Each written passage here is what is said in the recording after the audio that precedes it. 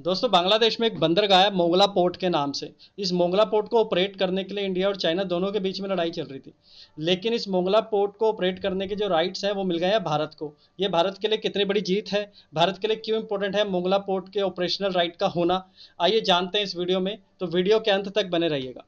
दोस्तों, मोंगला पोर्ट बांग्लादेश के मैंग्रोव इलाके में आता है, जो कि है यहाँ पर। ठीक है। तो इससे पहले एक जो सबसे बड़ा पोर्ट है बांग्लादेश का वो है चिटागोंग पोर्ट। ठीक है। और ये चिटागोंग पोर्ट के अंदर काफ़ी ज़्यादा ट्रैफिक बढ़ रहा था, काफ़ी ज़्यादा कंजेशन हो रहा था, जिसकी वजह से ट्रेड काफ़ी हैम्पर हो रहा था। लेकिन बांग्लादेश के अंदर ये डिमांड उठी कि एक सेकंड पोर्ट कोई ऑल्टरनेट की तरह, एक सब्सटीट्यूट की तरह बनाए, तो मोंगला पोर्ट को बनाया गया वहाँ पर। मोंगला पोर्ट सेकंड लार्जेस्ट और सेकंड बिजिएस्ट पोर्ट है बांग्लादेश का। मोंगला पोर्ट के को ऑपरेट करने के राइट्स हैं वो भारत के पास आ गए हैं। अब जरा सोचिए कि इस मोंगला पोर्ट को ऑपरेट करने के लिए अगर यहाँ पर चाइना होती, तो चाइना इंडिया के बीच में कितना ज़्यादा ट्रेड को लेकर के कितना ज़्यादा रिलेशन खराब होते। लेकिन अब ये मोंगला पोर्ट को ऑपरेट करने के राइट भारत के पास है। इससे भारत को क्या फ़ायदा होगा? एक तो कोलकाता पोर्ट ये कनेक्टेड हो जाएगा मोंगला पोर्ट के साथ बहुत अच्छे से। साथ ही साथ बर्मा के अंदर जो सितवे पोर्ट है भारत का, वो भी काफ़ी अच्छे से कनेक्ट हो जाएगा। इंडिया, मोंगला पोर्ट और कोलकाता तीनों के बीच में, सितवे, मोंगला और कोलकाता तीनों एक दूसरे से वेल कनेक्टेड हो जाएंगे, तो ट्रेड काफ़ी ज़्यादा एनहांस होगा। साथ ही साथ मोंगला पोर्ट से यहाँ पर एक ब्रिज बना हुआ है, Padma multipurpose bridge. Padma multipurpose bridge Dhaka से डायरेक्टली जुड़ता है। अब यहाँ पर 1.24% जो है वो जीडीपी इंक्रीज हो जाती है अगर यहाँ से मोंगला पोर्ट से और पद्मा मल्टीपर्पज़ ब्रिज से और ढाका की कनेक्टिविटी काफ़ी ज़्यादा अच्छी हो गई तो। ठीक है। साथ ही साथ इंडिया के जो नॉर्थ ईस्ट इलाके हैं वो भी अच्छे ज़्यादा कनेक्टेड हो जाएंगे मोंगला पोर्ट को ऑपरेट करने से। तो अभी क्या होता है कि यहाँ पर सिलीगुड़ी कॉरिडोर है। क्या है? सिलीगुड़ी कॉरिडोर। अब सिलीगुड़ी कॉरिडोर काफ़ी ज़्यादा नैरो है, तो यहाँ पर काफ़ी ज़्यादा मतलब कंजेशन काफ़ी ज़्यादा हो जाता है।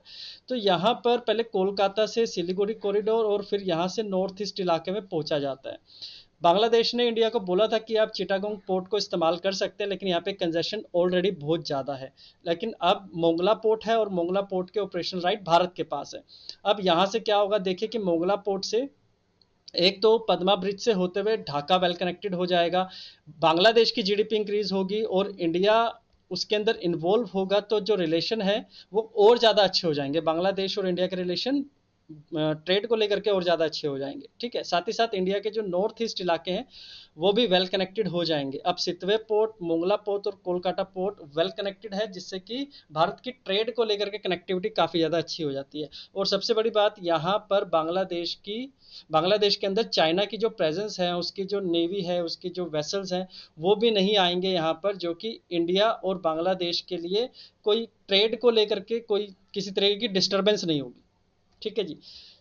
ये पद्मा मल्टीपर्पज ब्रिज है जो कि बांग्लादेश के अंदर ट्रेड को एनहांस करता है। 1.24% इस ब्रिज से ही हेल्प मिल जाती है बांग्लादेश को। ये भारत के लिए तीसरी बड़ी जीत है। इससे पहले शाहबार पोर्ट ईरान में और सितवे पोर्ट म्यांमार में बनाने के लिए जो जो राइट्स थे वो भारत के पास थे। अब इसके जो जो अच्छे पॉजिटिव इफेक्ट है वो ये है कि बीजिंग के इस रीजन के अंदर, नॉर्थ ईस्ट के अंदर, जो मैरीटाइम सिल्क रूट वो बना रहा है और उसकी इंटेंशंस जो है वो फेल हो जाती हैं यहाँ पर। ठीक है जी। अब इसको लेकर के थोड़ा चिंतित क्यों है चाइना? एक बार तो ये समझिए बात को कि 2016 में बांग्लादेश ने बीआरआई को ज्वाइन किया था, that is belt and road initiative, जो कि चाइना का एक एम्बिशियस प्रोग्राम है, जो कि वो लैंड से और सी से हर किसी तरीके से उसको जोड़ता है एशिया के साथ, यूरोप के साथ, अफ्रीका के साथ। और वो इस चक्कर में क्या करता है कि जितने भी अंडर डेवलप्ड नेशंस है ना, उनको वो लोन देता है और लोन दे करके वहीं पर खुद पोर्ट्स बनाता है।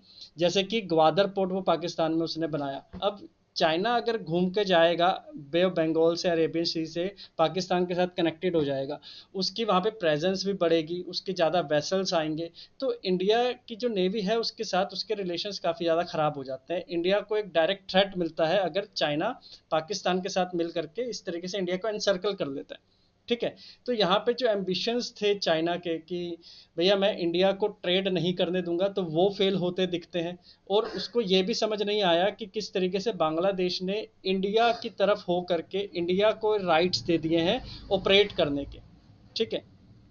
देखिए, चाइना क्या करता है, चाइना ग्वादर पाकिस्तान के अंदर 1.6 बिलियन डॉलर्स लगा चुका है, और जिबूटी के अंदर 78 मिलियन डॉलर्स लगा चुका है। इतनी ज़्यादा हैवी इन्वेस्टमेंट करी है उसने। इस तरीके से आप देखिए कि चाइना, अब चाइना देखिए एक मैन्युफैक्चरर्स है, चाइना मैन्युफैक्चरिंग करता है, साथ ही साथ जापान है, इधर जापान मैन्युफैक्चरिंग करता है, इधर ताइवान है, ताइवान मैन्युफैक्चरिंग करता है, इधर फिलीपींस है, फिलीपींस मैन्युफैक्चरिंग करता है, और नीचे ऑस्ट्रेलिया है, ऑस्ट्रेलिया मैन्युफैक्चरिंग करता है, और इधर इंडिया है जो कि मास प्रोडक्शन के अंदर इन्वॉल्व है। अब चाइना के कंपटीशन के अंदर आ जाती है India, Japan, Taiwan, Philippines and Australia. तो चाइना क्या करता है, चाइना उन नेशंस को पहले अपनी तरफ करता है जहां पर मार्केट है। मार्केट कहाँ पर है, म्यांमार के अंदर मार्केट है, बांग्लादेश के अंदर मार्केट है, नेपाल के अंदर मार्केट है, पाकिस्तान के अंदर मार्केट है, सेंट्रल एशिया के अंदर मार्केट है, इधर आपका ईस्टर्न यूरोप है, यहाँ पे मार्केट है, यहाँ पर मिडल ईस्ट है, यहाँ पर मार्केट है, और अफ्रीका भी पूरा पूरा मार्केट है। अब चाइना क्या करता है, चाइना इंडिया को, जापान को, ताइवान, फिलीपीन और ऑस्ट्रेलिया को रोकता है ट्रेड करने से, ताकि चाइना को मिले सबसे ज़्यादा ट्रेड। ट्रेड ज़्यादा होगा तो इसकी आर्मी को ज़्यादा बजट मिलेगा। जब आर्मी को ज़्यादा बजट मिलेगा, या फिर न्यूक्लियर मिसाइल्स बनाने में, स्टेल्थ फाइटर बनाने में ज़्यादा बजट मिलेगा, तो चाइना क्या हो जाएगा, स्ट्रोंग हो जाएगा, और आसपास के नेशन इसकी बात को मानेंगे। तो चाइना को फुल अथॉरिटी मिल जाएगी, एक मोनोपोली मिल जाएगी ट्रेड करने की। ठीक है। अब ये रिस्पॉन्सिबिलिटी हो जाती है इंडिया की, जापान की और ऑस्ट्रेलिया की, कि रोके। साउथ कोरिया मैं भूल गया था, साउथ कोरिया को भी काफ़ी ज़्यादा खतरा है यहाँ पर। इन सभी कंट्रीज़ को काफ़ी ज़्यादा चिंता हो जाती है कि यार हम अपना सामान कहाँ बेचने जाएंगे, इनको मार्केट की कमी पड़ेगी अगर इसको ना रोका गया चाइना को। और चाइना क्या करता है कि मालदीव्स के साथ, पाकिस्तान के साथ, बांग्लादेश के साथ, श्रीलंका के साथ, ये इनको इन्वेस्टमेंट दे करके इस तरीके से इंडिया को एनसर्कल कर देता है, ताकि यहाँ से सिर्फ लिमिटेड रहे इंडिया, ये सर्कल से बाहर ना आ पाए। तो इंडिया ने क्या किया, अभी मुंह तोड़ जवाब देते हुए अब डायमंड ऑफ नेकलेस बनाया था। जो बच्चे जानते हैं डायमंड ऑफ नेकलेस को, बहुत अच्छी बात है। जो नहीं जानते मैं आपको बता देता हूँ क्या है, कि जो आपका मैरीटाइम, ये जो रेड लाइंस आप देख रहे हैं ना, इसको बुलाता है चाइना मैरीटाइम सिल्क रूट। ठीक है। ये इस रूट से काफ़ी ज़्यादा ट्रेड करना चाहता है, और जो मैन्युफैक्चरिंग कंट्रीज़ हैं, India, south Korea, Japan, Philippines, Taiwan, Australia, इनके काम को हैम्पर करना चाहता है, रोकना चाहता है, लिमिटेड करना चाहता है। ठीक है। तो ये जो मैरीटाइम सिल्क रूट है, इसमें जैसे पाकिस्तान, मालदीव्स, श्रीलंका, म्यांमार, इस कंट्रीज़ के अंदर डिफरेंट डिफरेंट पोर्ट्स बनाए चाइना ने, और इन पोर्ट्स से सारे के सारे ट्रेड के अंदर मोनोपोली ले ली। ठीक है। ये जो सारे के सारे पोर्ट्स कनेक्टेड है एक दूसरे से, इसको चाइना बुलाता है string of pearls, string of pearl. ठीक है। इस स्ट्रिंग ऑफ पर्ल को फेल किया इंडिया ने डायमंड ऑफ नेकलेस बना करके। जिस तरीके से यहाँ पर पाकिस्तान में गवादर पोर्ट है, इस गवादर पोर्ट को चैलेंज किया है यहाँ पर शाबार पोर्ट बना करके। ठीक है। तो यहाँ पे शाबार पोर्ट है, साथ ही साथ यहाँ पर केनिया के साथ अच्छे रिलेशंस हैं, सोमालिया के साथ भी काफ़ी ज़्यादा इन्वेस्टमेंट इंडिया ने करी है। अफ्रीकन नेशंस को आपने देखा कि सिक्योरिटी काउंसिल के अंदर उसको चेयर भी प्रोवाइड की गई थी। साथ ही साथ यहाँ पर आप जान रहे हैं कि जो इंडोनेशिया है, लाओस है, कंबोडिया है, वियतनाम है, उसके साथ काफ़ी ज़्यादा रिलेशंस अच्छे कर रहा है। ठीक है। और यहाँ पर साउथ कोरिया, ऑस्ट्रेलिया के साथ भी काफ़ी अच्छे रिलेशंस है। तो इस स्ट्रिंग ऑफ पल्स को और बड़े तरीके से घेरने को हम डायमंड ऑफ नेकलेस बुलाते हैं। अगर चाइना 4 कदम चल रहा है तो इंडिया 8 कदम चल रहा है, उससे 4 कदम आगे ही है। ठीक है। तो इसके अंदर ये जो कोशिश थी कि आसपास की कंट्रीज में चाइना को रोका जाए, उसके अंदर मोंगला पोर्ट को सिक्योर करना भारत की एक बहुत बड़ी जीत है दोस्तों। ठीक है। इस तरीके से देखिए कि अगर साउथ चाइना सी के अंदर ट्रेड करेगा चाइना, तो उसको कितना फ़ायदा मिलने वाला है यहाँ पर। और फिर वो स्ट्रेट ऑफ मेलिका को भी सिक्योर कर लेगा, इधर मालदीव्स के पास रोक देगा अपनी नेवी डिप्लॉय करके, उधर स्ट्रेट ऑफ हॉर्मूज के पास उसको काफ़ी ज़्यादा एडवांटेज मिलेगी, इधर रेड सी के से जो स्विच कैनाल कनेक्टेड है वहाँ पर वो अपनी सिक्योरिटी करना चाहता है, और इधर जिबोटी, केनिया, तंजानिया, इन कंट्रीज़ के अंदर ज़्यादा सिक्योरिटी करना चाहता है। लेकिन इंडिया ने इन कंट्रीज़ को और ज़्यादा एक्सपोजर दे करके अपने फ्रेंडली रिलेशंस इंडिया ने इन कंट्रीज़ के साथ बनाए, और चाइना को इसके स्ट्रिंग ऑफ पल्स पे ही रोक दिया। ठीक है। अब चाइना देखिए कितनी ज़्यादा इन्वेस्टमेंट कर रहा है, BRI उसका एक एम्बिशियस प्रोग्राम है। जो इंडियन ओशन है उसके अंदर 17 पोर्ट्स उसके अंदर इन्वॉल्व है, जिसमें से 13 जो है वो कंस्ट्रक्ट कर रहा है, और जो 8 पोर्ट है वो डायरेक्टली ऑपरेट कर रहा है। ठीक है, समझ रहे हैं। साथ ही साथ यूनाइटेड अरब अमीरात से भी उसने काफ़ी पोर्ट्स जो हैं वो लीज पर ले लिए हैं स्ट्रेट ऑफ हॉर्मूज के अंदर अपने ट्रेड को एनहांस करने के लिए। ठीक है जी। अब इंडियन ओशन कितना इंपॉर्टेंट है चाइना के लिए, समझिए आप। वो क्यों करना चाहता है कब्जा इन सभी सिल्क रूट पे, मैरी टाइम सिल्क रूट को वो इतना ज़्यादा फ्लैगशिप क्यों बनाता है। देखिए 80% जो चाइना की एनर्जी है ना वो इंडियन ओशन से आती है। अगर इंडियन ओशन से ट्रेड नहीं होगा, चाइना तक माल नहीं पहुंचेगा, तो चाइना की इकोनॉमी बैठ जाएगी। जब इकोनॉमी बैठ जाएगी तो उस पर काम करने को नहीं होगा, काम करने को नहीं होगा तो लोग टैक्स नहीं पे करेंगे, जब लोग टैक्स नहीं पे करेंगे तो उसकी आर्मी को सैलरी नहीं दी जाएगी, जब आर्मी को सैलरी नहीं दी जाएगी तो वो चाइना कमज़ोर हो जाएगा। समझ रहे हैं। इसलिए जो आपकी इकोनॉमी है वो एक देश की ताकत है, क्योंकि डिफेंस बजट उस ट्रेड से ही निकल के आता है। तो ये जो मोंगला पोर्ट सिक्योर किया है, ये चाइना का जो स्ट्रिंग ऑफ पल्स है या सलामी स्लाइसिंग पॉलिसी है उसके लिए काउंटर मूव है इंडिया का, और ये इंडिया की बहुत बड़ी जीत है इंडियन ओशन के अंदर। ऐसे में बांग्लादेश जो है वो इंडिया और चाइना के बीच में एक कस्टमर की तरह है।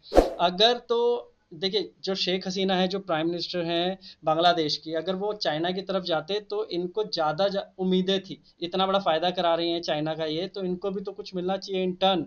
तो ये चाह रहे थे कि 5 बिलियन का इन्वेस्टमेंट चाइना करे। अगर वो कर पाएगा तो भैया मैं ये जो पोर्ट्स की जितनी ऑपरेशनल राइट है वो चाइना को दे दूंगी। लेकिन नहीं, ऐसा हुआ नहीं, 137 मिलियन ही मिल पाए इनको। और चाइना ये बांग्लादेश के अंदर जो पॉपुलेशन है वो भी काफ़ी इंक्रीज हो रही है, और काफ़ी अच्छे पेज पे काम कर रहा है बांग्लादेश, एजुकेशन के अंदर, हेल्थ सेक्टर के अंदर, और मैन्युफैक्चरिंग के अंदर, specially in the textile industry. ठीक है, तो इसको ज़्यादा पैसे चाहिए थे। अब इसने क्या किया कि एक काफ़ी ज़्यादा स्ट्रेटेजिक मूव चलते हुए बांग्लादेश ने इंडिया को सिक्योर कर दिया है मोंगला पोर्ट, और इंडिया से उसको ट्रेड काफ़ी ज़्यादा मिलेगा। इनफैक्ट उसको ट्रेड से टैक्स भी ज़्यादा आएगा। ठीक है जी। तो इंडिया और बांग्लादेश के बीच में ट्रेड एनहांस होगा, साथ ही साथ कोलकाता पोर्ट है वो भी ज़्यादा कनेक्टेड है, सिलीगुड़ी कॉरिडोर के ऊपर ज़्यादा कंजेशन नहीं आएगा, और साथ ही साथ जो रोड कनेक्टिविटी है इंडिया और बांग्लादेश की वो भी ज़्यादा एनहांस होगी। बांग्लादेश के बाद हमारा नेक्स्ट चैलेंज होगा म्यांमार, और म्यांमार से डायरेक्टली थाईलैंड, और फिर लाओस, वियतनाम, कंबोडिया होते हुए स्ट्रेट ऑफ मैलिका तक अगर कोई भी पोर्ट है तो वो state of Malika directly India से कनेक्ट हो जाएंगे, जिससे कि जो ट्रेड है वो काफ़ी ज़्यादा एनहांस हो जाएगा, इंडिया की इकोनॉमी 5 ट्रिलियन बहुत जल्दी हो जाएगी। गेटिंग माई पॉइंट दोस्तों। इस तरीके से समझिए, स्ट्रिंग ऑफ पल्स मैंने आपको पहले भी बता दिया है, एक बार दोबारा से समझिए कि स्ट्रिंग ऑफ पल्स चाइना के ये सारे पोर्ट्स हैं जो कि वो रेड सी में, gulf of Aden, straight of Hormuz जो कि आप पाकिस्तान में देख रहे हैं, गवादर बनाया हुआ उसने, मालदीव्स को भी सिक्योर किया है, हम्बन टोटा श्रीलंका में बना रहा है, और बांग्लादेश में चिटागोंग पोर्ट उसने बनाया है। ठीक है, तो अगर ये सारे के सारे पोर्ट्स चाइना सिक्योर कर ले और यहाँ पर अपना ही ट्रेड करे, तो आसपास की कंट्रीज को ट्रेड करने को नहीं मिलेगा, उनकी इकोनॉमी वीक हो जाएगी। और इसी पॉलिसी को सलामी स्लाइसिंग पॉलिसी कहते हैं, और चाइना इन पोर्ट्स को एक दूसरे से कनेक्ट कर रहा है, इसको स्ट्रिंग ऑफ पल्स बुलाते हैं। स्ट्रिंग ऑफ पल्स को काउंटर करने के लिए इंडिया ने डायमंड ऑफ नेकलेस लॉन्च किया था। ठीक है, इस डायमंड ऑफ नेकलेस के अंदर इंडिया का शाबार पोर्ट, इंडिया जो है वो ईरान से शाबार पोर्ट से काफ़ी ज़्यादा कनेक्टेड है, साथ ही साथ जो सितवे पोर्ट है म्यांमार में उससे भी अच्छी खासी कनेक्टेड है, और पोर्ट ऑफ कोलंबो वहाँ पर भी जेटीज बना रहा है, मतलब कि जो हार्बर्स होते हैं जहाँ पर बर्थ मिलता है वेसल्स को वो भी बना रहा है। अब श्रीलंका के अंदर भी इंडिया के ट्रेड को लेकर के काफ़ी ज़्यादा अपॉर्चुनिटीज़ हैं।